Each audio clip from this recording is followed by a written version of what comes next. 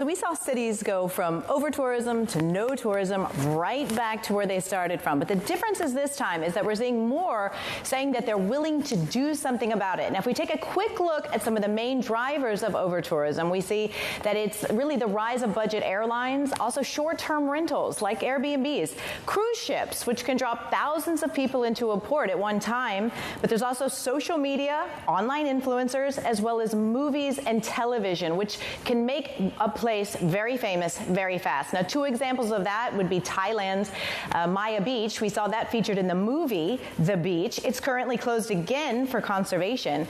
But there's also the small village of Hallstatt in Austria. About 800 people, gets about 1 million visitors a year. That's after it was featured in a Korean TV series. Now, interesting there, some of the locals put up a fence at a popular lookout point, but it didn't last long. They took it down shortly thereafter. But other places we're seeing capping daily visitors. This is happening at Macchu Picchu, the Acropolis, and Borobudur in Indonesia. Others saying no to those big mega cruises. That's Venice and Bora Bora. Still more hitting travelers in their wallets. This is imposing new tourism taxes. We're seeing this happening or being discussed in various places in Europe, but also Thailand, Japan, and Bali. Now, fees alone, though, not enough to deal with the problem of over-tourism. That's what I was told for a story on CNBC.com this morning that we published.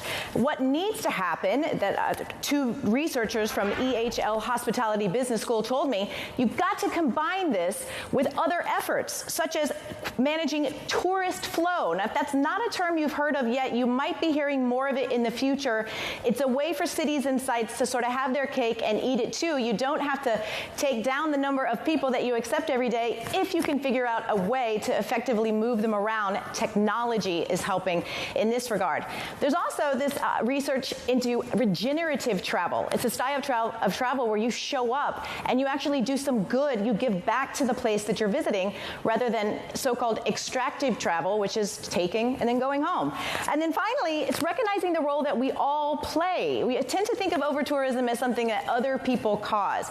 But if you've ever been to a tourist destination and you've thought to yourself, there are just too many tourists here. Yeah. Well, it's just recognizing that you too play a small part in that as well. Yeah, we are one of them, right? Okay.